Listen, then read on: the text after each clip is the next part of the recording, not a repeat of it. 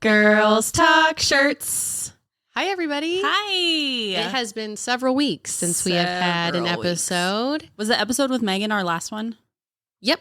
That feels And it has very long. had several downloads. Mhm. I think a lot of people really enjoyed listening to her story, and Yeah. I think it was great. Yeah. Actually, one of the doctors I work with, like the day after it posted, she came to work and she's like, I only got through half of it. You got to tell me what else happened. And I'm like, no, you got to listen. You got to go back and listen.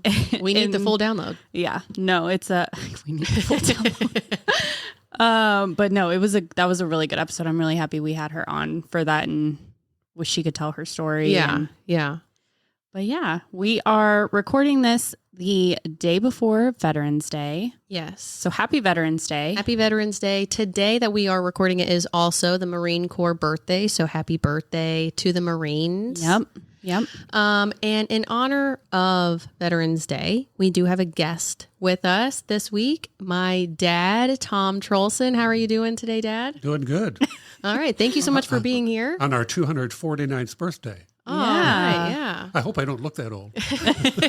Absolutely not. So is the Marine Corps like a year younger than America? Because isn't America A year older. a year older? Okay. So America turns 250 next. No, the Marine Corps Marines turn the 250 Marines- next year. Correct. But America. Will be in 2026. 26 will be 250. Okay. I don't understand the math on that. How can you have the Marine Corps before America? But that's fine. We don't need to get into it. Okay. I was going to explain, but if you don't want to know. No. Go ahead. If you know the explanation, then sure. Well, it was the Marine Corps was founded in 1775, and they were known then as the Continental Marines. It was not until 1776, when America was founded, they became the United States Marines. Oh, okay. Interesting. Very nice. Mhm. Yeah, because that was my question. How do you have the United States Marine Corps without having the United States? Yeah. But Yes. that makes a lot of that sense. does make sense. So are the Marines older? They're not older than the Army. That one could not answer. Okay. But they're better than the Army. I know a little bit about Marine Corps history, but nothing about Army history. Okay. Well, thank you again so much for being here. We invited you here because of your time in the Marine Corps. So I'm just going to go ahead and kick it off with asking you what pushed you to join something as tough as the Marine Corps. I'm not sure it was as much a push as it was a jump. This takes us back to 1971, a little before your time. I had graduated from high school in 1970, went to college for a year and realized that's not where I needed to be at that time in my life. So I went back to work on my dad's dairy farm in Wisconsin and realized rather quickly that was not where I belonged either. My dad and I did not, to put it mildly, did not get along very well, but we won't get into that. But in December of 71, I decided I have a solution to this issue. I'm going to join the Marine Corps. In the brilliance of someone that had just turned 19, I forgot that the Vietnam War was going on at that time. Fortunately, I did not end up there. But 2 days after Christmas in 1971, I was on a bus to Milwaukee, where not the recruitment center, but we went through a lot of testing and physical evaluation there to make sure that we were fit for duty. And then shortly thereafter, I was on a plane to San Diego, California for boot camp. So, and what made you choose the Marines out of all of the military? I think growing up, I always thought that they were, they had the coolest looking uniform, which I still have hanging in my closet. Those were the dress blues. Mm-hmm. And I always thought, I guess, from movies and television, that they were just the best of the best. Yeah. And I never dreamed of being a Marine, but now I always will be. Yep, exactly. And why was it San Diego that you went to for boot camp? Well, that was an interesting issue too, because at least at that time, the rule was if you lived east of the Mississippi, you went to boot camp in Parris Island, South Carolina. If you lived west of the Mississippi, you went to boot camp in San Diego, California. We never did get an explanation of why we ended up going to San Diego. I can only assume that maybe Parris Island did not have room for new recruits, and San Diego did. So there were 17 of us on that flight from Milwaukee we actually went to LA and then a hop to San Diego. But there were 17 of us that all left for Marine Corps Recruit Depot at the same time. And as you're on this flight to San Diego or Los Angeles, what are you feeling? Are you nervous? Are you regretting your decision? People don't believe me when I tell them this, but we were sitting toward the back of the plane, and I think the stewardesses, of course, they don't call them stewardesses anymore, but they did back then, they were actually feeding us. What was it that they were giving us? Was it cherries or olives or something? I mean, they were treating us like, this is your last meal, because we're never going. They knew we were going to Marine Corps boot camp and Vietnam was going on. Yeah. They thought we're going to treat these people really nice. So, I mean, I don't think we even had boot camp on our mind, because these beautiful stewardesses were treating us so well. We felt like we were in first class. Yeah. That's cool. So how long was boot camp in San Diego? About 3 months. We started, of course, we got there right around New Year's Eve, and there's several days of paperwork that you go through. They do, they ask you a lot of questions about your background, your education, that type of thing, so they can get an idea of where you might fit in once you finish boot camp. So we actually started actual training after New Year's, and graduation, I believe, for our platoon was the last week of March. So it was about three full months, about 90 days. And what exactly does boot camp entail? Just like in my head, I just picture, you're running a lot, you're doing jumping jacks and sit-ups. Is that all that I it always is imagine every single like day? crawling in the mud, Yeah, like crawling under in the mud, barbed and, like, wires. it's raining, cats and dogs outside. We actually did that, crawling under the barbed wire. Yeah. They say it was live machine gun fire over our heads. I did not stick my head up to find out if they were telling the truth or not. We just had to go on what they were saying. But what people may not realize, unless they've been through Marine Corps boot camp or watched a documentary on it, is there's a lot more to it than just the physical training. A lot of it is mental, because they're taking young men and women off the street or wherever part of life they came from, whether they came out of college, whether they came out of high school, whether they're a skinny farm boy from Wisconsin, and they're having to basically retrain their mindset to realize that they basically now belong to the government, and you follow orders or there are consequences. So yes, there's an extensive amount of physical training, because 99% of the recruits that show up are not ready for the level of physical training that the Marine Corps requires. But I mean, there's physical training. Obviously, at some point, you qualify with a weapon. We did a lot of hiking up in north of Camp Pendleton. I can't remember exactly what might have actually been part of Camp Pendleton. So there's a lot of different parts of training. Learning how to march in formation. It was actually kind of funny when we first start. It was kind of clumpity, because everybody was out of step. And it was amazing the transformation that occurred over 3 months, to where when we marched in formation, which you always did, whether you were going to breakfast or going to physical fitness training, by the time we got to the last week or two of boot camp, you would only hear one boot hit the ground. There were 40 men in a platoon, but you'd only hear one boot. That's how synchronized the training was in marching in formation, that even though you had 40 men, you'd always only hear one boot hit the ground.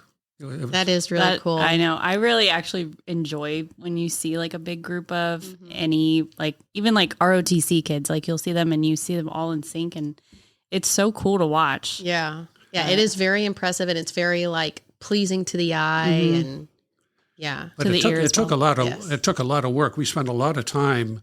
I'm getting flashbacks now of us being out on the big parade deck. It was a huge parade deck, and that's where we would practice our marching.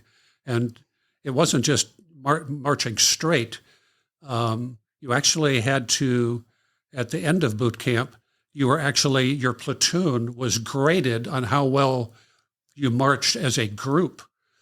And you didn't just march in a straight line. Sometimes one squad, which was 10 men, there were 4 squads of 10 men.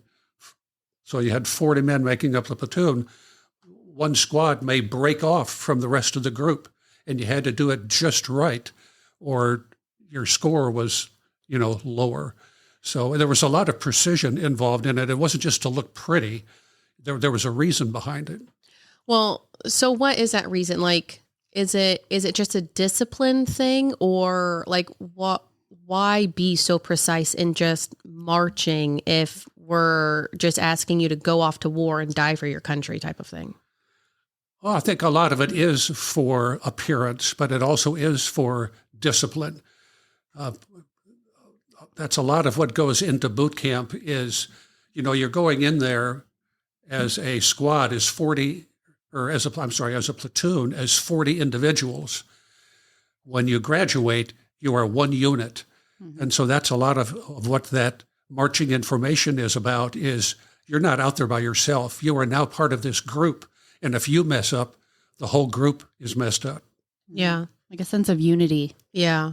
Yeah, I do like that. And I feel like you see a lot in like movies and TV shows that like the captain people or whatever, just like getting in your face and just like screaming at you. Now, is that real life? Is that how it was when you were in boot camp and whatnot? They're just screaming in your face and telling you that you're a moron and whatnot? Well, you're being too kind. Now, boot camp may have changed since 1972, which is when we actually started training. But yes, there was a lot of screaming, a lot of words that I cannot repeat during this interview. But that was part of the discipline that went on, was to get that sense of independence out of your system and realize, you're part of this group now. And when we give orders, you follow orders.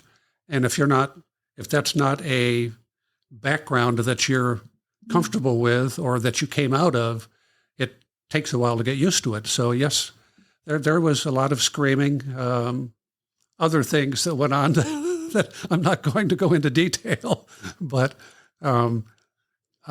yes, that was a common part of the disciplinary portion of boot camp. Was it was not something that you were unaccustomed to get yelled at multiple times in one day. Do you think your time, like growing up on the dairy farm, do you think that helped you in any way, like with like the discipline at all? Probably not. I mean, there were things that had to be done in a timely manner. We had a dairy farm, so the cows wouldn't say, "Hey, it's time to come milk us." You had to know when it was time, or you had to know when it was time to harvest a crop or whatever. But we're talking about personal discipline. Okay. Of following orders, of getting your assignments done on time. Of course, we had to do our own laundry. You had to learn how to clean your weapon, how to qualify with your weapon, how to shoot your weapon. So it was a lot more personal discipline than you would find in other environments that you might be in. Had you done anything with guns before joining, or was that your first time really using a weapon? No, we did a lot of hunting on the farm, mostly we did pheasant hunting, squirrel hunting, rabbit hunting, that type of thing. But at the time that I was in boot camp, the Marine Corps weapon of choice was the M14, which was phased out by the time I got to Camp Lejeune in 1974. The weapon of choice for the Marine Corps was the M16.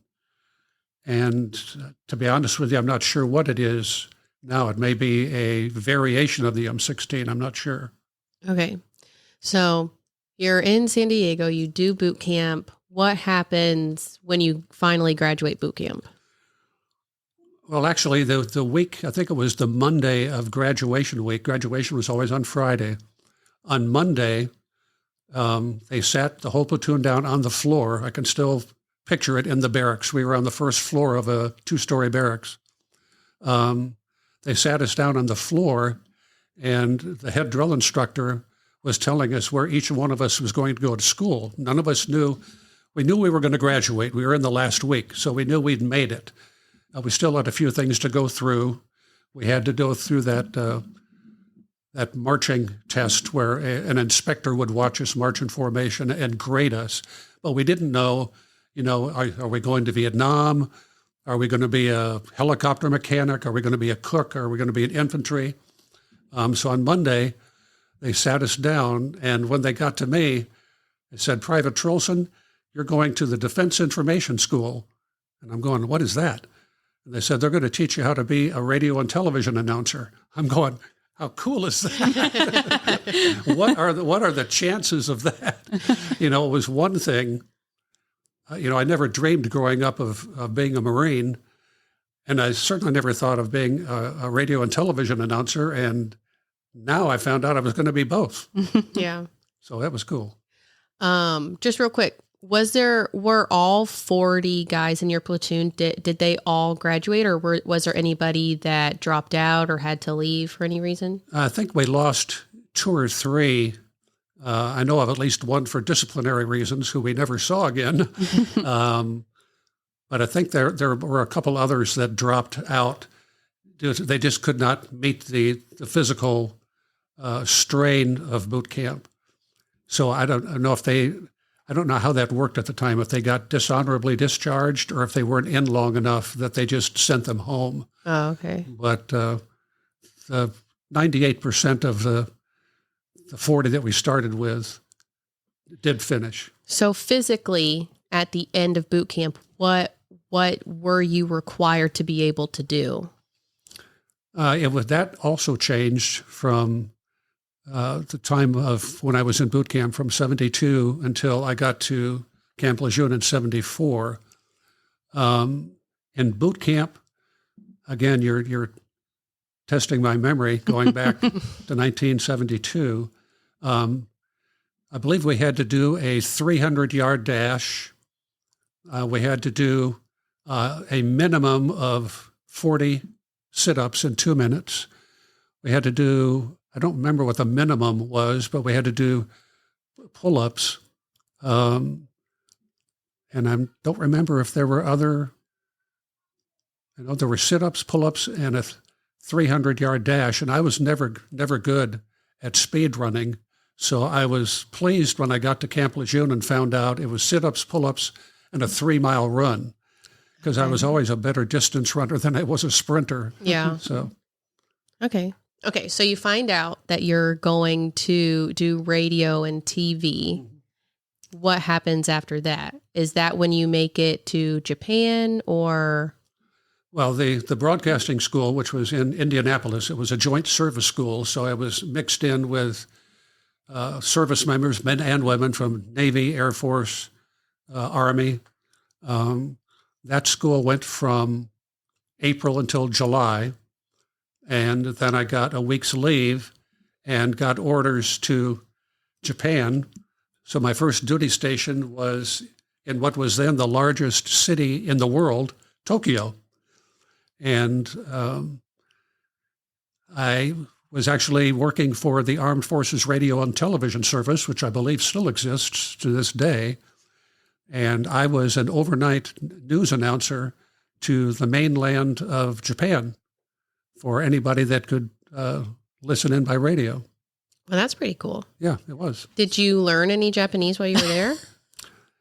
Actually, the first words I learned were, I'm sorry, because it was the 4th of July, and I guess the statute of limitations has certainly run out on this, but we weren't supposed to be shooting off fireworks on base. But we got a hold of some bottle rockets from a local Japanese retailer, and we're shooting them off. and there was a Japanese apartment complex right next door to the base. And I held on to one of the bottle rockets too long, and it went sideways and went right into one of those apartment buildings. Oh, man. So the first words in Japanese I learned were "gomenasai ne," which was "I'm so sorry." And I can still see that bottle rocket going through the sliding glass doors and exploding. And the owner was right across the fence going, my apartment. Oh my God. Oh, my gosh. And I turned to the guy next to me and said, how do I say I'm sorry? And he said, gomenasai. So those are the first. And I don't remember if I know any other. Let me see. I wish I had known you were going to ask me that. I used to know how to I wish I knew. I used to know how to say good morning and good evening. And now I've That's lost, okay. lost the It's memory been a of that long one. time. That's fine. Oh, konnichiwa. Konnichiwa, yes. I think that's a good morning. Konnichiwa. Yes, that sounds right. And I That think sounds good. right. I think good evening is kumbanwa. Okay, I'll take it. You honestly could have said anything, and I would have believed you. Yeah, but if you have any Japanese listeners out there, they're going to call in and be critical.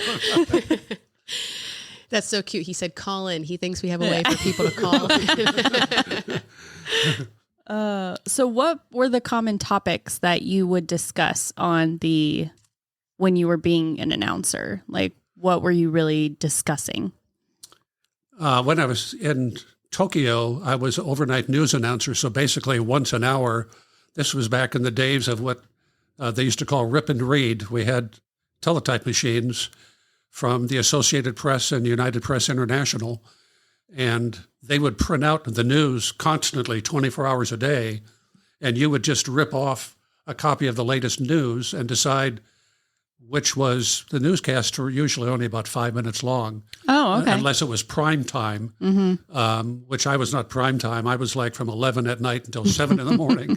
So you would rip off enough copy to fill 5 minutes and basically update people on what's going on around the world. Oh, okay. And there might be a local weather forecast thrown in with that. So Okay. So did you report on like what was going on like in Vietnam and with the war? That was certainly part of the news, yes. Oh, okay. Yes. And how were the people of Japan? Were they kind, or did they not like having American troops there? The ones that I encountered were extremely friendly, like overboard friendly. Okay. Until you shot a bottle rocket in the apartment. Well, that was an exception. Right. No, they were very, very friendly. I'd be very interested in going back there now and seeing what the atmosphere is like.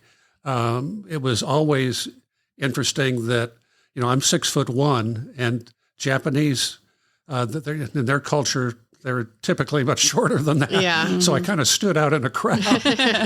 But no, as a general rule, they were extremely friendly. I can even remember later in my tour of Japan, I got transferred to Marine Corps Air Station Iwakuni, which is not far from Hiroshima. And I wondered what the people would be like there because of what happened in Hiroshima. But I can still remember encountering some of the local residents, and they say, no more war, no more war. They were just overboard friendly. Yeah. with us. Did you get to visit Hiroshima? Well, we were supposed to. We were actually on our way there and passed by a local swimming hole and noticed some Japanese residents kind of waved us down like they wanted us to join them. It was a summer afternoon. Hiroshima happened in August, so it was hot. We were planning on going swimming anyway, but we wanted to go see Hiroshima because it was, we weren't sure how long we were going to be in Iwakuni, so this is our only chance. Well, we blew our only chance because we joined them in their little party and at that swimming hole and never did get to see Hiroshima. Oh man, I think that would be cool to be able to visit that area. And Well, that's one of the reasons why I wanted to go back. yeah. While I was in Tokyo, I did get to see Mount Fuji. Oh, I I don't Just recall. in the distance or pretty close? Actually, we went past it. Just before I got transferred to Iwakuni, I went on a little snow skiing trip, having never skied before, and we were traveled by train, and the train went right past Mount Fuji. So we got, well, I mean, it was within like 20 or 30 miles, but Mount Fuji is fairly tall, so got a very good look at it. Oh, yeah? Oh, Was that's it really pretty cool. Yes. Was it like covered in snow and everything? Oh, yes.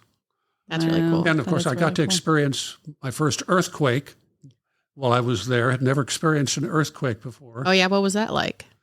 It was a little scary because the first one I was actually in my room in the barracks, which was solid wood because it was built right after World War II, and I could actually hear the beams crack. Now the building didn't collapse, but the earthquake was enough to make the building sway, and the beams would crack a little bit. So, it was, Good That's gravy. terrifying. but somebody told me early on after that, I said, "How do you know whether we need to run for cover or not?" Well, our engineers were all Japanese, and they said if the Japanese don't panic, you don't panic. So whenever we would have an earthquake, and I remember we had another one when I was actually in the radio station, and the ground really started to shake. But I watched the engineers, and they just kept going about their business. But in the meantime, I was looking at the clock on the wall, and it was swinging like a pendulum. And I'm going, how bad does it have to get before they run? Yeah. But That's crazy. So you experienced more than one? probably 2 or 3 when I was in Tokyo, and a very brief one in Iwakuni. The one in Iwakuni was so brief we actually thought it was an explosion, but we found out later it was actually an earthquake. But it was just like it lasted like 2 seconds. Oh, wow. That's so cool, yet also very terrifying. Yeah. I don't know how I would react if the earth below me just started Yeah. shaking Yeah, and everything was swaying.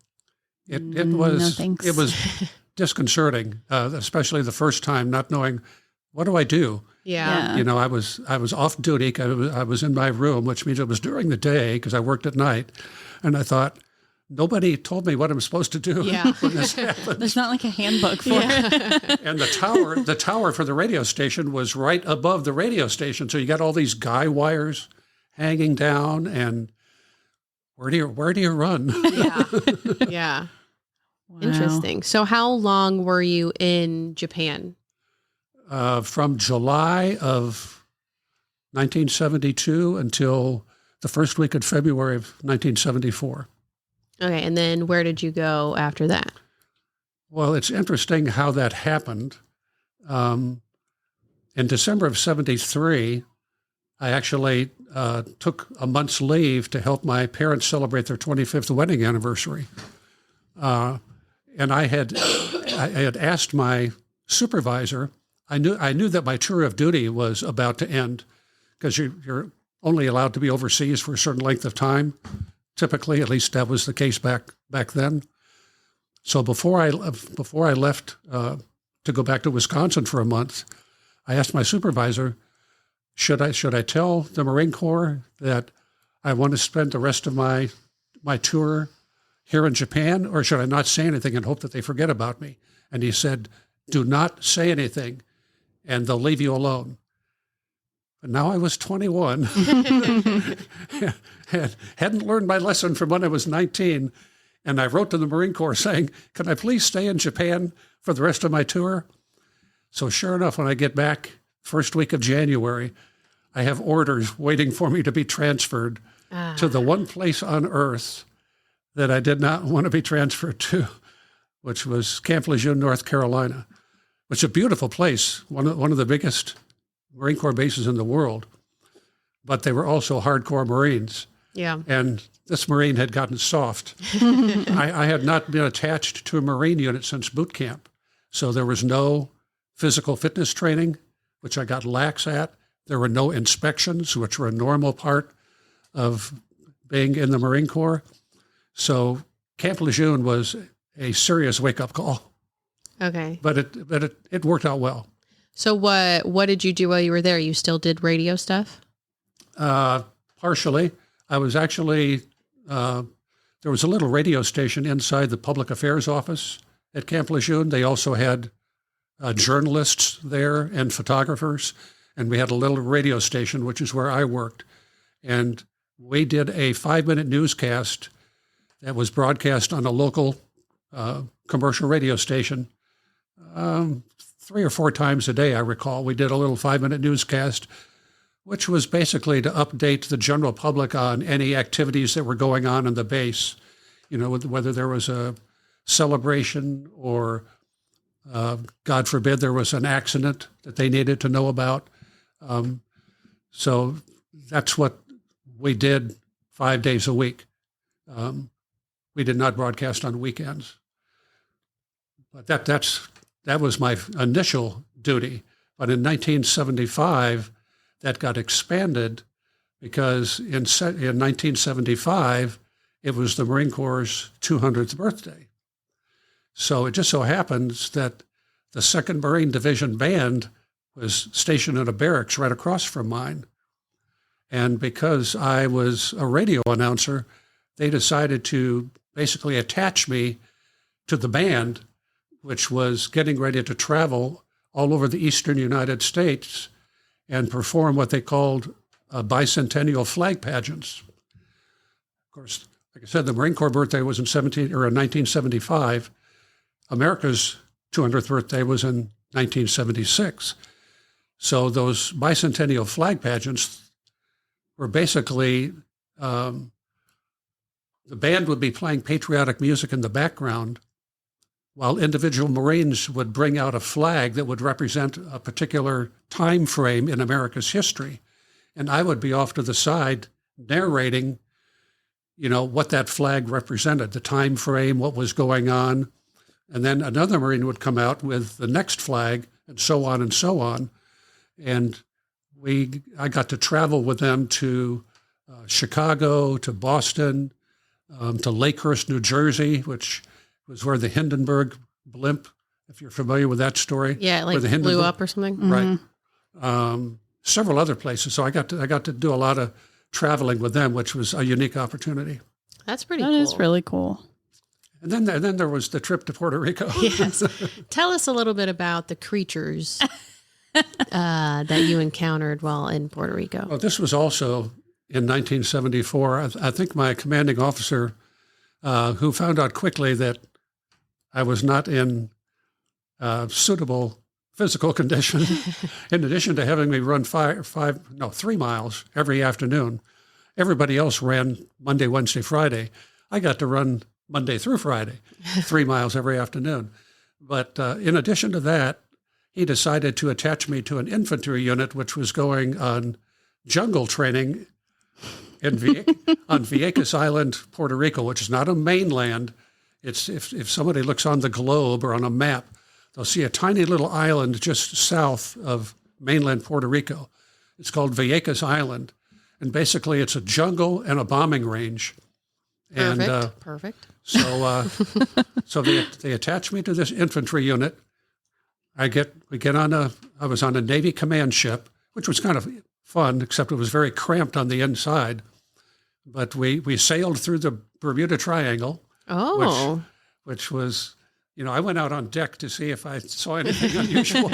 We did see Amelia Earhart still just like going in circles. Just flying in circles. did see a water spout. That's pretty cool. But other than that, nothing unusual. But when we got to Vieques Island, had my first experience setting up a tent, because didn't have to do that back at Camp Lejeune. So you paired up with another Marine and set up a tent. But we kept finding these, wherever we were setting up our tents, we kept finding these little holes. And having grown up on a dairy farm, they were about the size of gopher holes. So we thought, this jungle is full of gophers. Because everybody knows that that's where gophers live, is the jungle. Yeah, gophers come from Puerto Rico. So we started breaking out our shovels to dig down to see if there were really gophers down there. Well, you only had to dig down about a foot, and out pops a tarantula. And I must have had a bad experience with spiders when I was a kid. I still don't like spiders. And I'm going, you got to be kidding me. They want me to sleep out here for weeks. and we thought they were only in the ground, and these holes were everywhere. I mean, we couldn't dig fast enough. And everywhere you found a hole and dug down about a foot, out popped a tarantula. Oh, And then I thought, well, we'll just dig up all the holes. Well, then I saw one sleeping in a tree, and I thought, there's no getting away from these things. So I end up sleeping in the command tent because I could not see myself. There's no way I could have gotten any sleep with those no. tarantulas anyway. Absolutely not. That spider fear did not fall far from the tree. Absolutely not. Our listeners know Emily's fear of spiders. There was a couple weeks ago, we recorded an episode, and I always sit in this chair, Dad, and there's this window right here, and we're talking, and we have a guest, so I'm looking in this direction. And on the other side, granted, it's not as big as a tarantula living in the ground or the tree. Probably wasn't even bigger than a dime, but I would say it was almost the size of a quarter, surely. At least a nickel. It was bigger than a dime. I was waiting for you to downsize. It was bigger than a dime, and it was on the window, but on the other side. I could not focus. The rest of the time, I do have on our website, Dad, if you ever want to listen to other episodes of the podcast, we do have like a little blooper reel of me seeing the spider and freaking out. But yeah, I probably would have left right then and there. I would say I'm no longer a Marine. You can dishonorably charge me, whatever. I can't. Spiders is where I draw the line. No, I think you've seen the picture. Yes, I was telling Savannah before you got here that you have a picture of like the tarantula next to the shovel. That's wild. It was actually on somebody's shovel. They flipped it over, and the tarantula stayed on it. So we got a picture of that, but it was probably about the size of your hand. That's crazy. And I mean, I don't have man hands, but they're decent sized hands, and this is too big. I don't understand why the Lord thought, this is a decent size for a spider. So I don't believe that the Lord had any part in making spiders. Yeah, surely it was frogs. Like when the fall of man happened, spiders. Absolutely. Well, you have to include scorpions too, because we also encountered scorpions. Oh well, geez. They told us when we came out of the jungle, they had us living in, I guess you could call them barracks. They were metal with just cots laid out in them. But they said, make sure when you get up in the morning, always shake out your boots. And we thought, what is that about? So we get up this one morning, and the guy next to me shakes out his boot, and a scorpion falls out. Nope. Nope. I got tarantulas and scorpions. Never want to go back there. Yeah. Yeah, I wouldn't either. And on the way back, well, so what was the point if you're doing all this radio stuff and then the narrating stuff for the band and flag thing?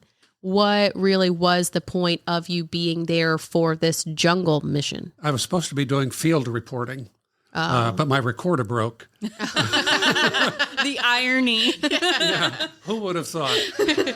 No, what I was supposed to be doing was I had a little cassette recorder. Remember those? Yes. I had a little cassette recorder and a microphone, and the plan was I was supposed to mingle with the troops, whether they were infantry. They also had artillery personnel there, tanks, helicopters. And I was supposed to mingle with the various troops and interview them. And those interviews would be sent.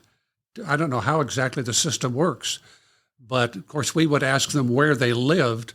Those interviews would be sent to one of the local radio stations in their hometown and played for their hometown community, so that it kind of gave their family and their hometown an idea of, hey, whatever happened to him when he went off in the Marine Corps? I wonder what he's doing. So that's what I was supposed to be doing, but never got to do because the cassette recorder broke. So I just spent my time traveling around and watching them. I got to fly for the first and only time in a Huey helicopter, if you remember. Oh. Those were made popular during the Vietnam War. It was the common way to transport infantry troops was in a Huey. So I got to fly in a Huey with the doors open, which was kind of scary. Was that scary? Well, I mean, I was belted in, but the doors were wide open.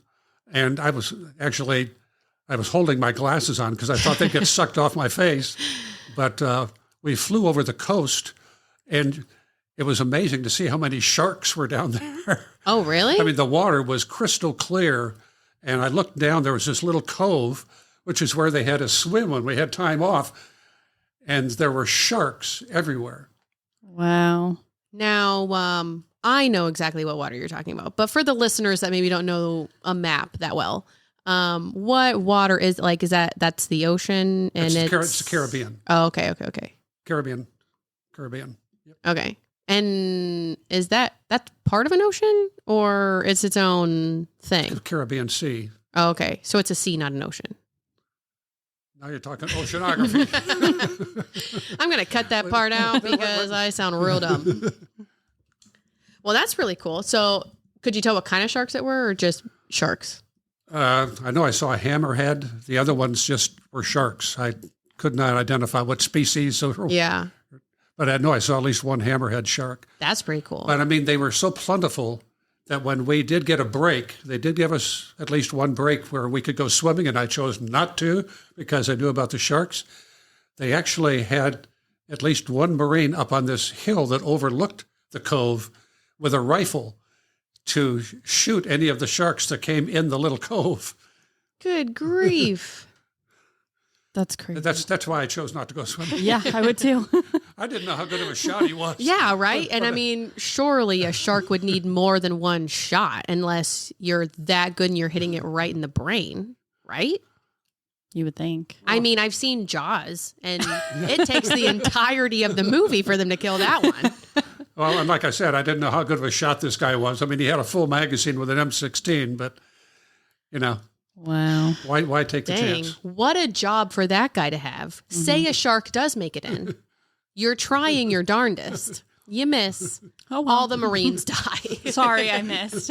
My bad. It was too quick. So I did ask ChatGPT where Puerto Rico is located, like in terms of the ocean. Okay. And it says Puerto Rico is located in the Atlantic Ocean. It sits in the northeastern Caribbean where the Atlantic Ocean meets the Caribbean Sea. Okay. To its north lies the Atlantic Ocean, while to its south is the Caribbean Sea, making it a strategic point between the two bodies of water. Can you see Vieques Island on there? They didn't give me a map. It simply gave me an explanation. Oh, okay. I find it, I mean, this has nothing to do with Veterans Day or the Marine Corps, but I do find it so interesting how we have these boundaries for these giant bodies of water. Like, is it not all just one big thing? Whose idea was it? Let's make a line Yeah. right here, and we're going to make this one, this ocean, and this one, this ocean. Who was in idea charge was of that? And how can I become a member of the committee? Because I wouldn't mind going in there and just retracing the lines. Speaking of lines, that reminds me of who came up with the international date line. Because when you fly from the United States to Japan, go past Hawaii, and all of a sudden you're in a different day. Yeah. Who came up with that international date line? I don't know. That whole, I mean, that is pure time travel. I mean, you can say what you want about like time machines don't exist. You get on an airplane and you go, you know, X amount of hours east or west, you're time traveling. So That's why I've talked to Aaron, and because Aaron's parents lived in Australia for about 5 years. So then Aaron went over to visit them, and then they've since gone back. And for one, the amount of time it takes to get to Australia is mind blowing. But they are like 14 hours ahead of us. So it's like, all in all, like a 24-hour travel day, essentially, from like getting from here. You got to go to like LA, and then you leave from LA and you go over there, and it's a whole thing. And you are literally in a whole other day. yeah. What's interesting was whenever I would fly from Japan back to the States, I could get home before I left. That's wild. Time travel does exist. But you always had to remember when you were going back, wait a minute, they're 12 or 13 hours ahead of me. I've got to leave earlier, not later. Yeah. But it was cool when I got home an hour before I left. Yeah. That is pretty cool. And it also just messes with your mind. Like the amount of times that like we have gone to like England and Scotland and stuff, and you're just dealing with like the jet lag of it all. It's just like, oh my gosh, I just can't keep up with it. But so you were in Puerto Rico. What happened after Puerto Rico? Well, after Puerto Rico, it got even better. We had a 3-day port of call at Guantanamo Bay, Cuba. Oh, okay. Now, this was before a lot of people knew anything about Guantanamo Bay. But it was hot. It was probably the hottest, most humid place I've ever been in my life. That's where the movie A Few Good Men takes place, right? I was going to mention that. Okay. Sorry. Sorry, jumped ahead. Those of you that have seen the movie, yes, that is Guantanamo Bay, Cuba. And actually, there's a scene where, have you seen the movie? Yes. The scene where the young Marine who ends up being the victim is stumbling down a hill trying to catch up with his platoon, and there's a sergeant or a supervisor that's basically hounding him and pushing him, and he falls down. We were on that same path. Oh, wow. Only we were in an armored personnel carrier, but we were right on the border with communist territory. There was a fence there with razor wire, and on the other side of the fence was a minefield. And about 150 yards beyond the minefield were either Russian, I'm assuming they were Russian soldiers with machine guns in what was called like a pillbox, is what they called them. So we could actually look over into communist territory across that fence. Wow, that's pretty cool. So, That's crazy. but it was a very small, at least at that time, it was a very small base. There wasn't really a whole lot to do there. Oh, an interesting point. Before we got off the ship, we were given orders, when you step off the ship, do not look to your right and stare. And we're going, what's that about? Well, it turns out that the United States shares that harbor with the Soviet Union. Oh. And docked right next to our Navy command ship was a Russian guided missile cruiser. Whoa. Which is why they didn't want us to look at the thing like, what is that doing there? Oh my gosh. Because you could even, we had a little free time when we weren't out in that armored personnel carrier, having them show us where the borderline was between American territory and Cuban territory. You could actually go out in that bay. There was a bay that took you into the harbor. There were red flags out there. And they said, do not go beyond the red flags. You will be machine gunned. Oh, my gosh. Because anything beyond the red flags. By the Russians? Yes. Oh, my gosh. And apparently that had happened in the past. Wow. So they said, we are not kidding.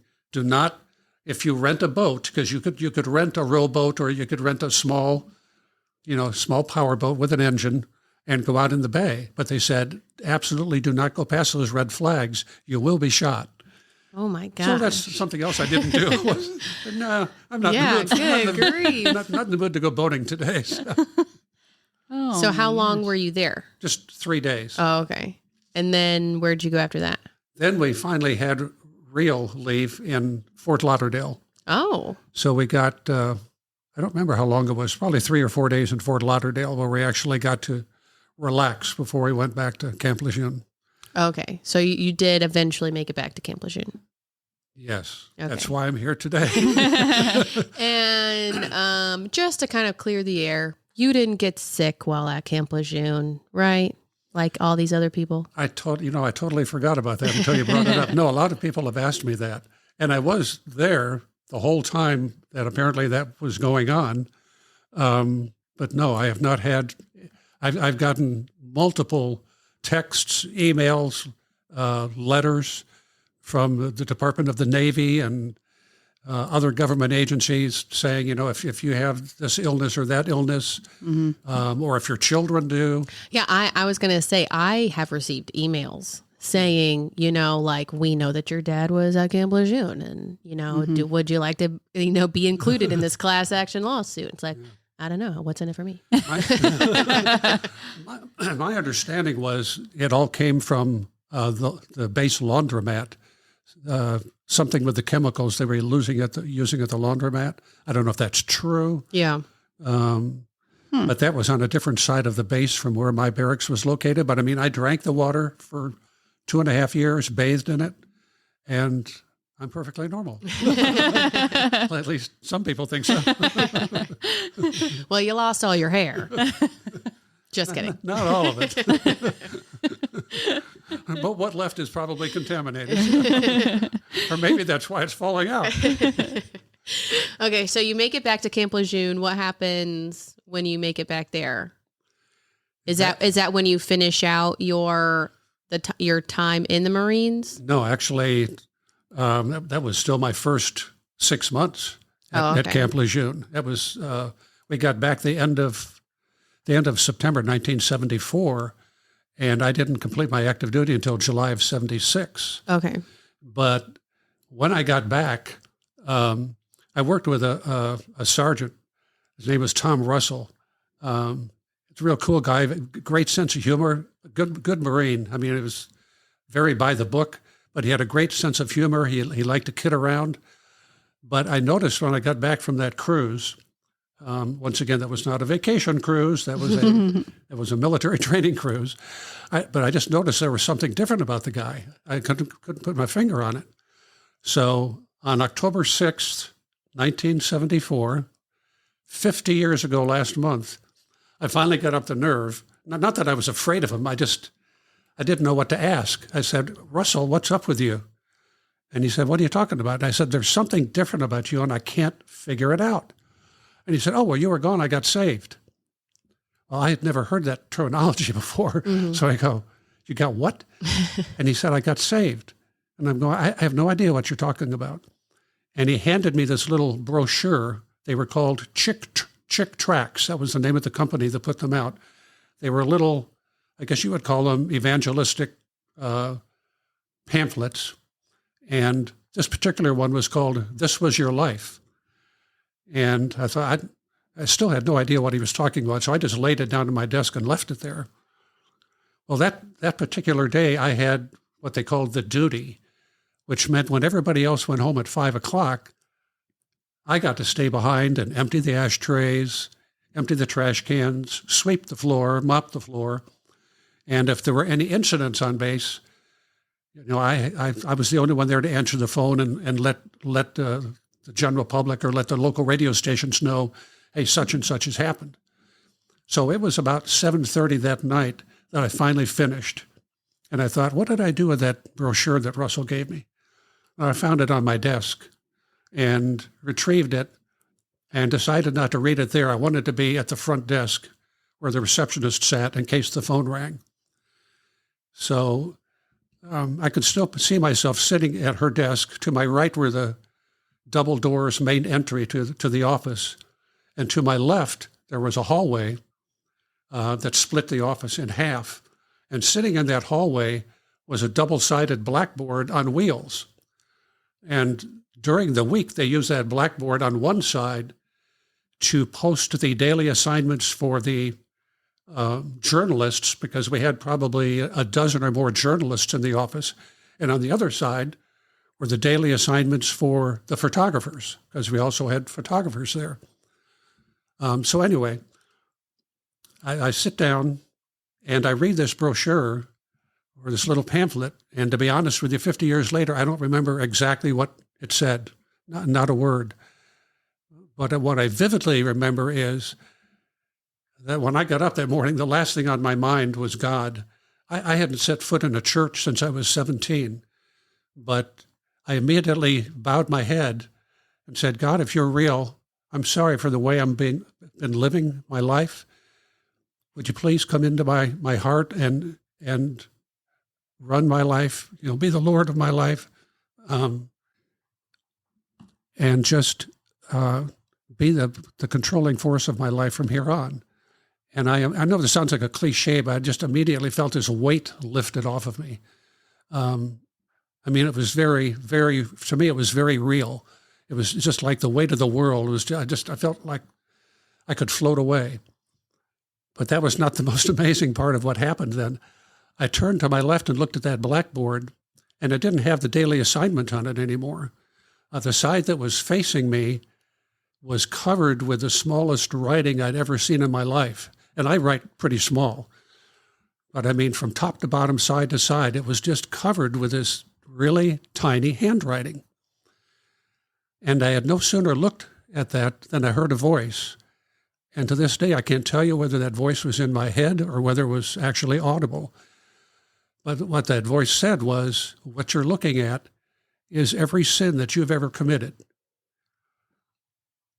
And as soon as the voice stopped, from the upper left-hand corner, the writing started to disappear like there was an invisible eraser.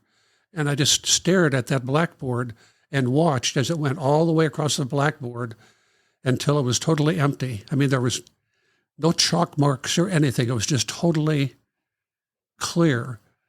And I will never forget that as long as I live.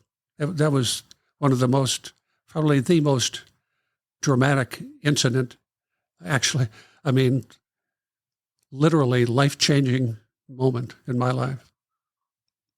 And it happened while I was in the Marine Corps, on duty, in uniform. And I thought I was by myself, but obviously somebody else was in the room. Wow. Yeah. That's pretty cool. I love that. Yeah, me too. I know you have told me that multiple times before of your testimony. And I think that was, knowing it, I think that was one of the main reasons why I wanted to be able to have you here today and to eventually get to that part of your story in the Marines is, I don't want to cry. You didn't cry, so I'm not going to cry. But that's probably the first time I've ever told it and not had an emotional breakdown. Yeah. Because it was, I mean, it was. No, I mean, it is an emotional thing. I Yes. mean, when you have any encounter with God, especially something like that, how do you not have an emotional response to it? And it was such a radical change for me, not having grown up in a Christian home, or like I said, hadn't set foot in a church in almost 5 years. So to have God talking to me and showing me this, wasn't handwriting on the wall, it was handwriting on a blackboard. Yeah. And watch it disappear. It was just, and something else happened. About 10 minutes later, the phone rang, and I thought, right in the middle of this life-changing experience, there's been an incident, and I have to call the media. But that's not who it was. It was Russell. Oh. And I said, and Russell says, "Hey, Tom, how's it going?" And I said, "I think I just got saved." And he said, "Praise God, the whole church was praying for you." Oh, it was October 6th of 74 was a Wednesday night, so there was a Wednesday night service. And he had told them that he had left that little brochure for me, and they were all praying for me. So that was the beginning of my Christian life a little over 50 years ago. Yeah. That is just so cool. It's just hard to believe, and this is not just a Marine Corps or a Veterans Day thing, it's an everyday thing. I can't believe it's been 50 years. Yeah. I mean, where did the years go? Yeah. No, I love it. I love that you went through all that you did to get into the Marines and do all that you did. You survived the jungles of Puerto Rico. The spiders. Yes, and the scorpions to make it back to Camp Lejeune and to be there on that specific day at that specific time. It's just so cool to just know how God was working through it the whole time. And for you to have such a visual testimony of being able to see your sins and seeing them wiped away like that. Oh, it's just so amazing to me. Yeah. And the Lord orchestrated all of that for Russell to be put in your life and for that moment to happen. It was all orchestrated. Well, I think even the crazy decision I made to join the Marine Corps was God. Yeah. When I look back on it now and think of the not so brilliant decisions that I made about, enlisting in the Marine Corps during a time of war, of contacting the Marine Corps and saying I wanted to stay in Japan when I was encouraged not to. Yeah. And ending up at a Marine Corps base that I did not want to be, but it's exactly where God wanted me to be. Yeah. And put Tom Russell there just for me. Yeah. He had just gotten saved not that much longer before I did. And just as a matter of point, when he left the Marine Corps, he went to seminary, and the last I heard, which has been years ago now, he ended up being an Army chaplain at West Point. Oh, wow. That's really cool. And we were all sergeants. I was a Marine sergeant. Tom Russell was a Marine sergeant. And Bill Blair, who led Tom Russell to the Lord, was a Marine sergeant. He went on to seminary and was a Navy chaplain for 20 years. Oh, wow. And he's now a pastor in Jamestown, New York. Oh, wow. That's really cool. Wow. So there's a history there for all three of us, but God put the three of us there at the right time, at the right place. Mm-hmm. Yeah. So how did your time at Camp Lejeune change after you got saved? I think it changed me more than it changed anything else. Obviously, I had a much different outlook on life, and how to treat people and how to act myself. So I don't think it had as much of a change on my job as it did on me as a person. Obviously, that changes you from the inside out. Mm-hmm. So I think that the biggest change was inside of me and how I viewed why I was in the Marine Corps, why was I at Camp Lejeune.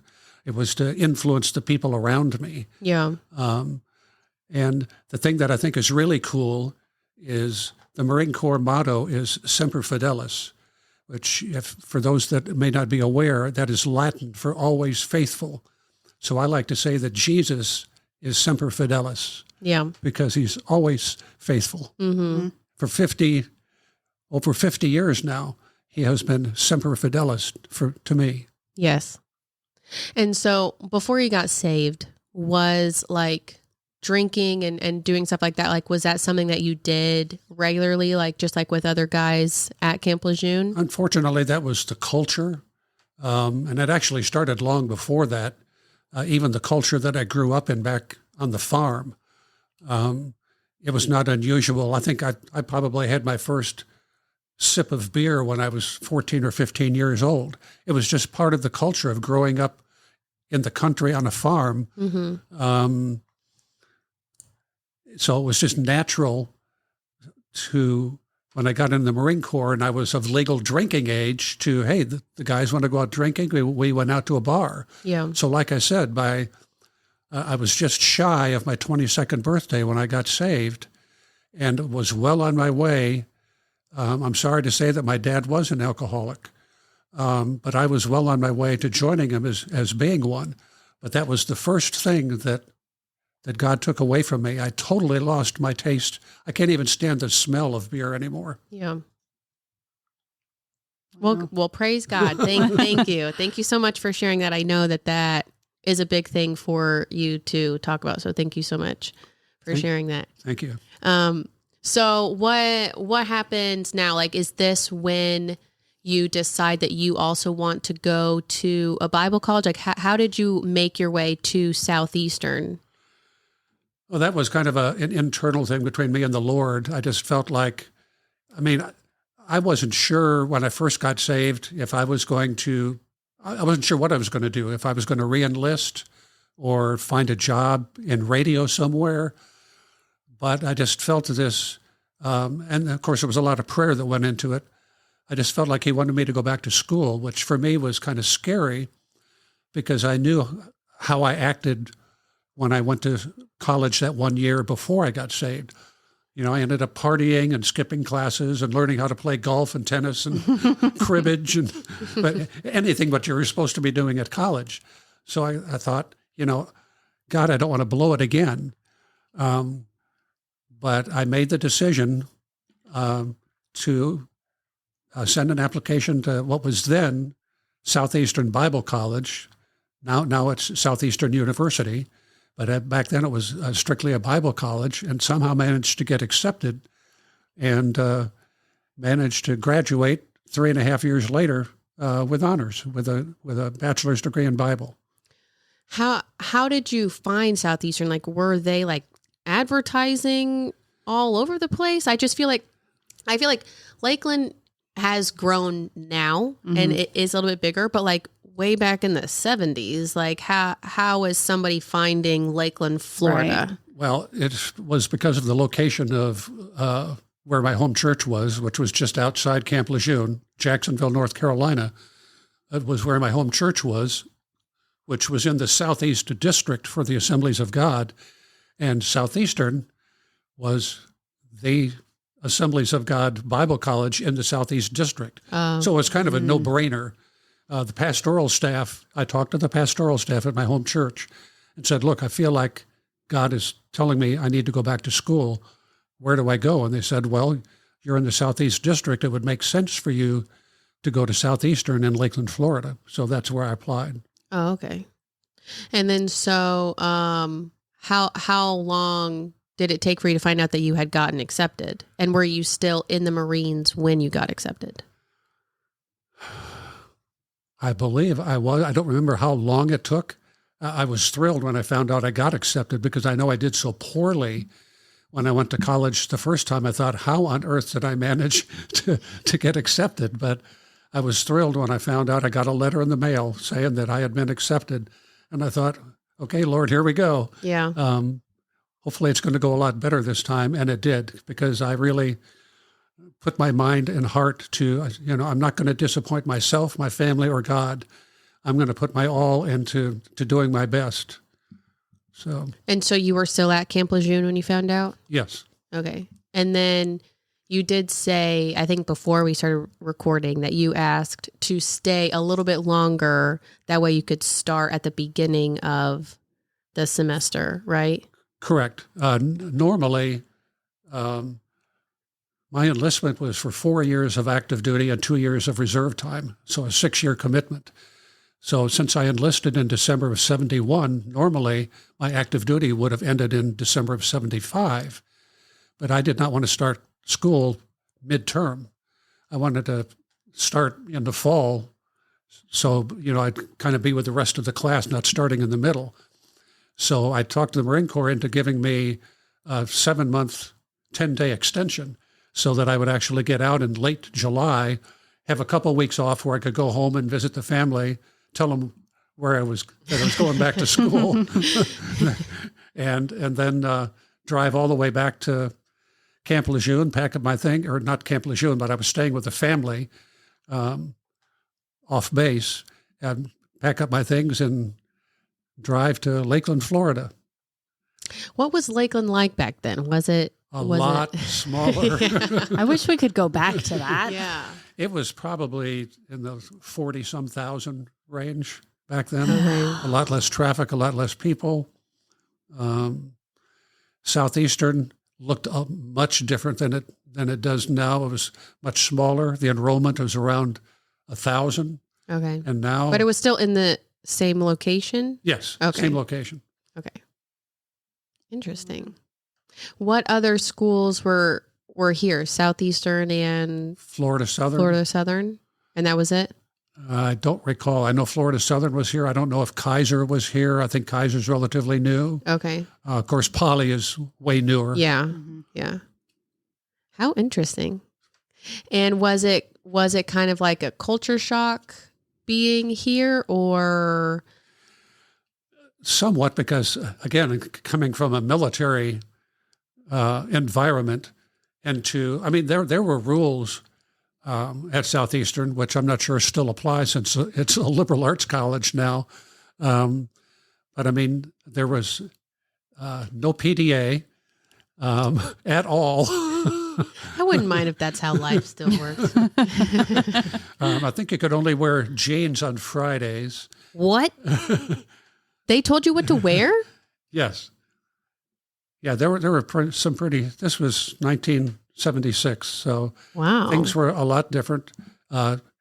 Chapel attendance was mandatory, which was a good thing. Yeah, I think that's still a thing. Yeah, I think at it Southeastern is still, and Florida Southern. I think it's still for undergrad. Mm-hmm. Yeah.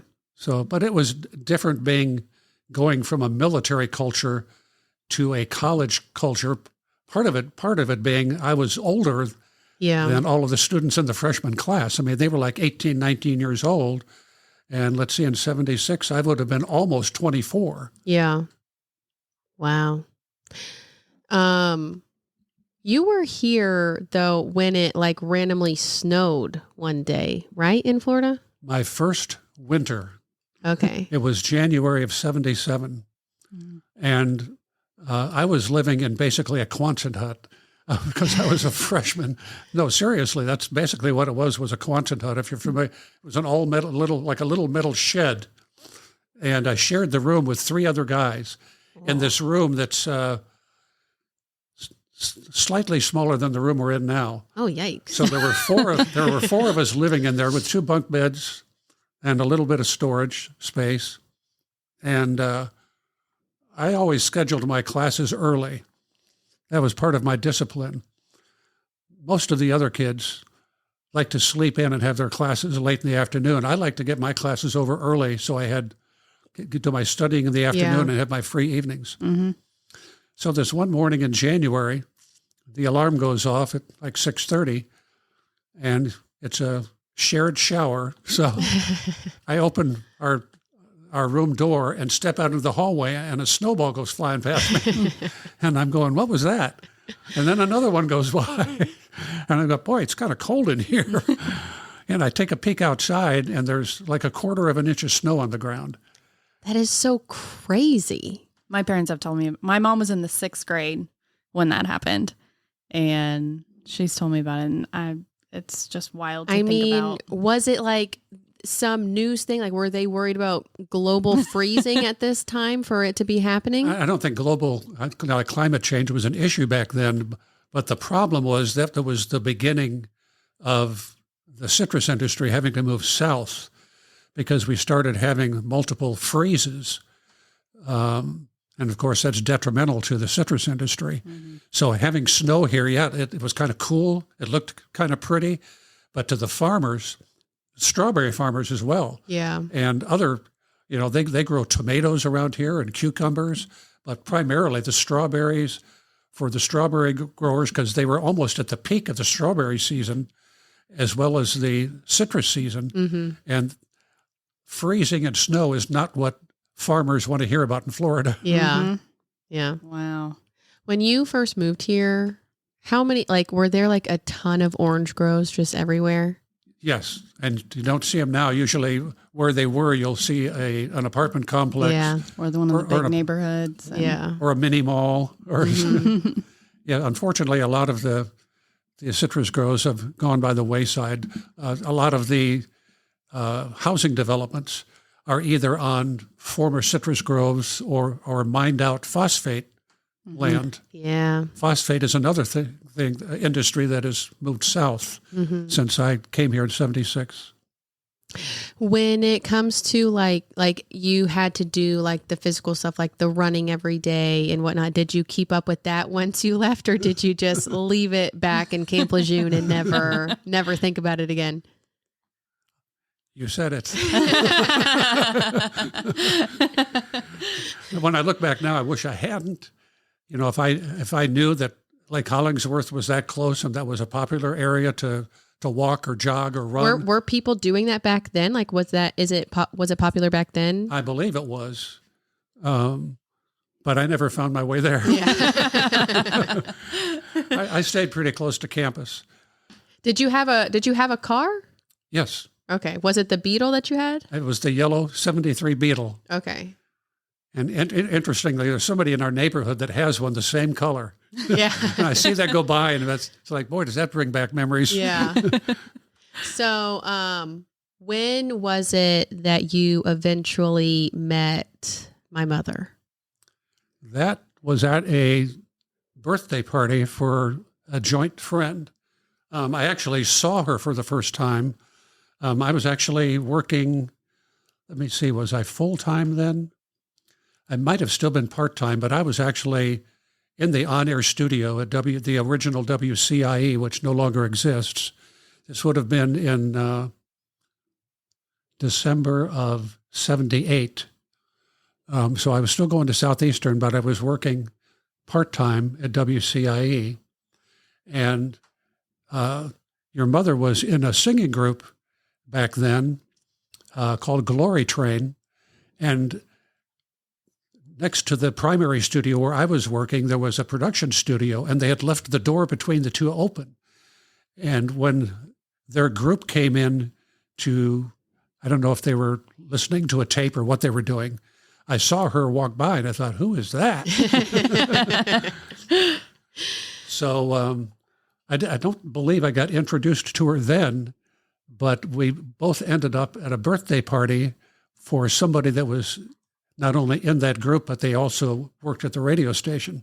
Okay. So we met for the first time, I believe, on December the 18th. And I got up the nerve to ask her if she wanted to play tennis the next day. And we were both kind of freaking out because when was the last time I played tennis? So we were both kind of practicing the night before. I mean, neither one of us played that well, but it was just, a way to get the relationship started. Yeah. So An icebreaker. Yes. that's where it all began, on Edgewood Drive at the city tennis courts. Oh, really? Right Yes, there? yes. Oh, wow. I didn't know that those have been there for that long. So long ago, because you guys are so old. Thanks for the reminder. So you said you were working at the radio station. So you enjoyed doing the radio stuff from the Marine Corps, and you wanted to continue Absolutely. to do that? Well, after getting saved, I specifically wanted to get into Christian radio, and was blessed by the fact that WCIE had just gone on the air in 1976. Okay. And I believe it was the following year, I actually started, I wanted a part-time job while I was going to school, even though the GI Bill was picking up my full tab for my entire college education. Thank you, Bill. Which was a real benefit back then. But I wanted to have a part-time job in radio just to keep my license active. Mm-hmm. So I actually started out at an easy listening station. Like Delilah. Okay, you're going to have to explain that one. Oh, you don't know who Delilah is? No. Oh, do you know who Delilah Yeah. is? Okay. She's on what station is she on? I don't even know what station she's on, but she has like this very, Soothing, calming and calm voice, and people call her to talk about she's like the radio version of like Oprah, kind of. Yeah. Like people will call her and with whatever issue they have going on, and she's like, "Oh, well, I think you should do this, and I'm going to play a nice, easy listening song to soothe your mind as you." I'd go to sleep listening to that. Yeah. Yeah. It is very and I don't. Surely she speaks like that on purpose to calm people, but it definitely is you could fall asleep listening to her. Well, this particular station was automated, so the only opportunity I ever had to speak was during station breaks, where I'd give the local weather forecast. Oh, okay. Everything, all of the music was on reel to reel. Oh, I don't know if you're old enough to remember those days, but well, no, I'm not. I'm not that old. I didn't think so. But all of the music was on reel to reel tapes, and I basically had to change the tapes every 3 hours or whatever, and give a weather update once an hour, and other than that, read the paper. So was your degree that you got, was it just a Bible degree, or was it also in some sort of radio?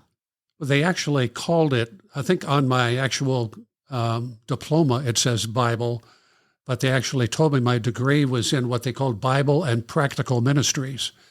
And the Practical Ministries part was what allowed me to actually get a minister's license Okay. for a brief time. The Practical Ministries was the fact that I worked on Christian radio. Okay. And was your goal with that to just stay in radio and do Christian radio, or were you wanting to do some sort of other ministry work? No, I loved radio. Okay. I loved radio. And I don't know if I've ever told you this, but my favorite job in radio, because I had been a DJ. I had done production where pastors would come in and do announcements for upcoming events, and I would produce those. I'd been a music director when I worked for a Christian radio station in Illinois. I was a news director. But my all-time favorite job was a talk show host. Ooh. Because I just love interviewing people. Yeah. Kind of like what you're doing today.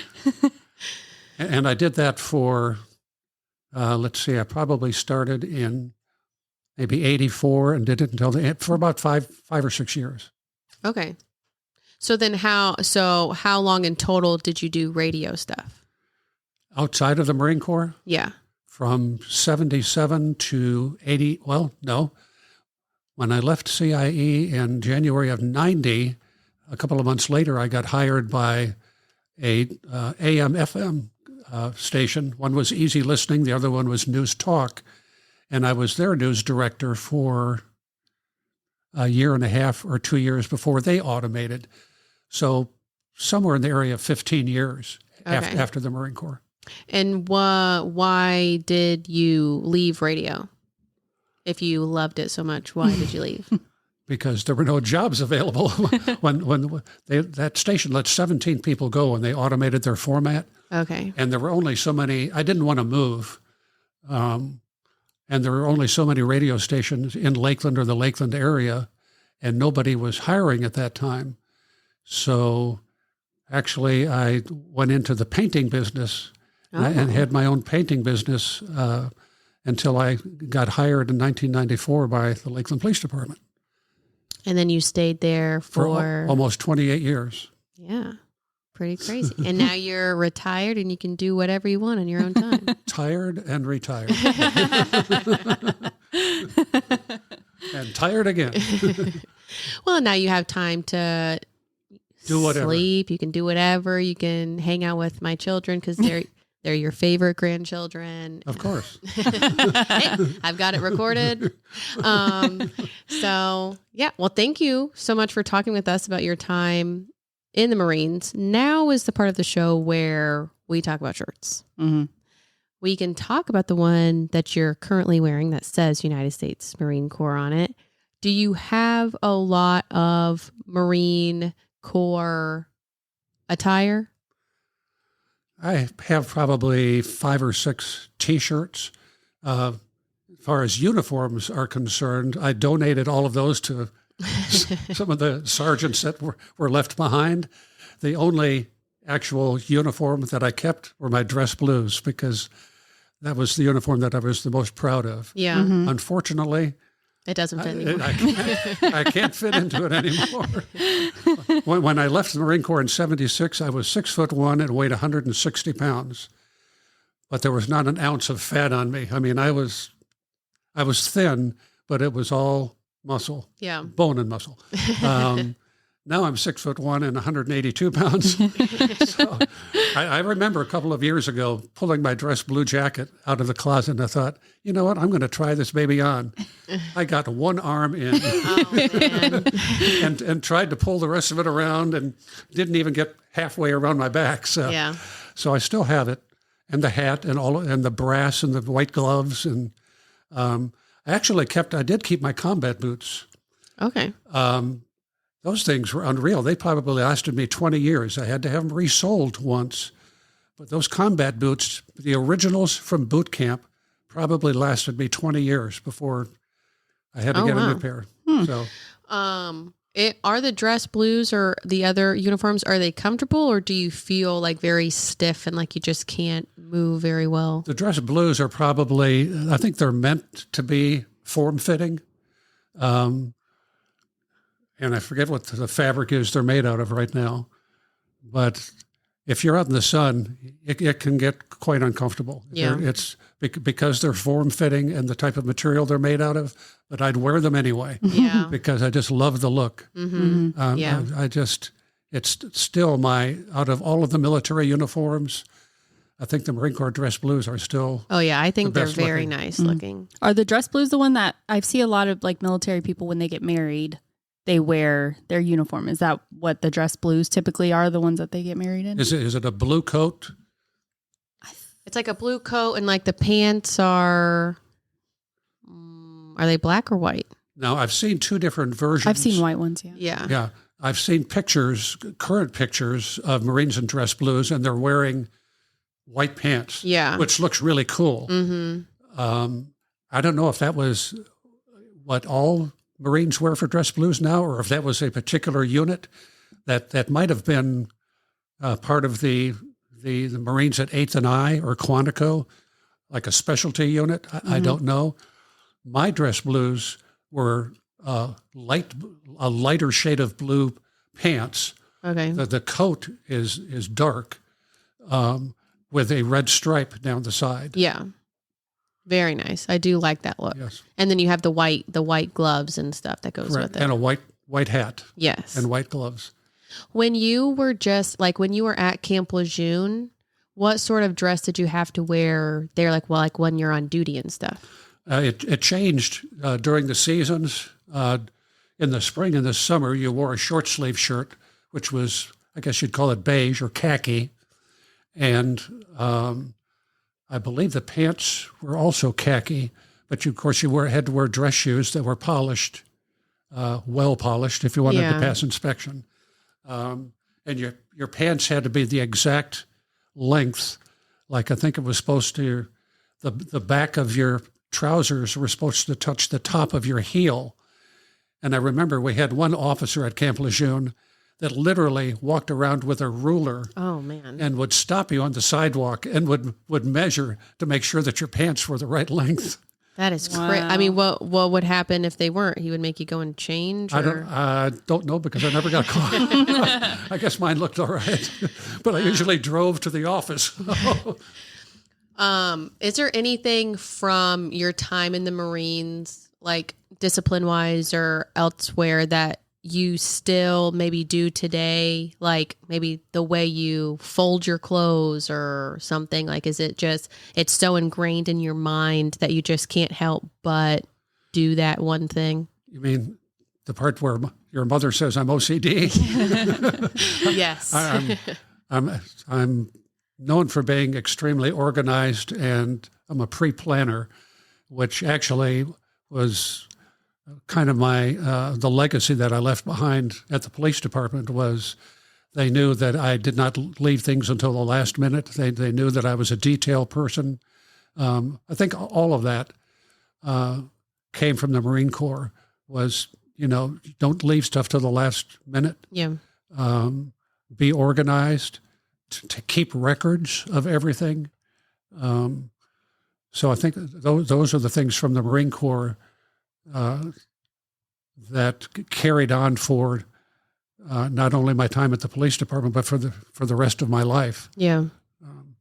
It drives your mother crazy that I think I keep the sticky note people in business. Yeah. And if it's not on a sticky note, it's somewhere on my phone. So yeah. Well, do you have anything else that you would like to ask? No. I think we hit all of the main talking points. Mm-hmm. Yeah, we did.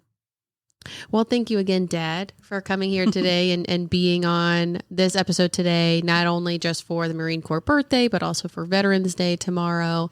It really means a lot to the both of us for you to be here and to talk with us about all that you learned and did.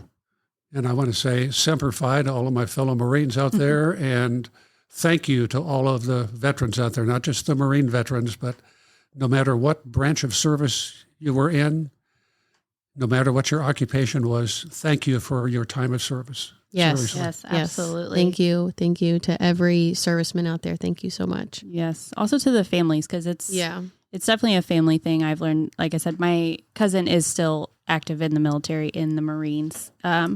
And, his whole family, he has kids, he has a wife, everybody's involved. And, decisions aren't just made for him, it's made for his entire family. So also thank you to the families. Yes. And especially if you get transferred overseas, there are times when your family does not get to go with you. Yeah. Yeah. I can't imagine being a spouse of a military. My husband went to a military high school. And I don't want to say I'm glad he didn't do the whole military route, but I am thankful he didn't because I have him now. Yes. But it takes a certain kind of people to be able to not only be in the military, but be connected to it also in the family way. Mm-hmm. So, yeah. But thank you all for your service. Now, if you're serving or if you've served previously, Yes. just Thank you. thank you. There's not enough thank yous. Nope. And thank you all for listening for this entire time. I know that this is a little bit longer than what we usually do, but I feel like there was a lot to cover, 4 years, 7 months, 10 days. I'm long-winded. Yeah. No, that's okay. I don't think you droned on too much or anything. I think you did. You definitely could have talked a lot more about stuff. There's so many more stories I could tell, but some might not be appropriate for your audience. Yeah. Well, again, thank you guys for listening this week. I don't know. Are we meeting next week? When is Graceland's birthday? Her birthday party is on Sunday. Yeah. So if we meet in the morning on Sunday, or if we meet in the morning on Saturday. I'm not going to do that to you on the day of your daughter's birthday party, especially since my daughter is going. Yeah. So I don't know. This time of year, guys, like with like birthday, like both of our Both the daughters' girls' birthdays are coming up, and then Thanksgiving, and then once we hit December, it's going to be a toss up, whether we're getting together or not. So, what did I say about planning? Yeah, exactly. And then school is just put that on top. With school, Thanksgiving break is my last week of the semester, so after that, I am all yours. Yeah. Well, then maybe we can meet on a day other than Sunday, but I mean, who knows? Who knows? I'm not just gonna, bear with us. Yeah, this is a crazy Just be time. grateful for when an episode comes out. Okay. And the last two have been good. So. Yeah, exactly. And they've been nice and long. So they can last you a few days. Yeah. And thank you guys for having me on. Yeah, absolutely. We never got around to you talking about your little mementos here, but I will take pictures of them to post on our Instagram if that's okay with you. Sure. All right. Okay, guys, that is it for this week. We hope you guys had a great Veterans Day. And if we don't talk to you, happy Thanksgiving. Yeah. Happy Turkey Day. I hope you guys have a great day, great family time. Be aware for some spam in the next 2 weeks because there's 2 birthdays happening in the next 2 weeks. Yes. So, yay for the girls turning 5. I can't believe that they're going to be 5 years old. If I think too much about it, I'm going to get really emotional. All right, guys, that is it for us this week. We'll talk to you sometime. I don't know when it's going to be. We'll talk to you soon. All right. Bye. Bye.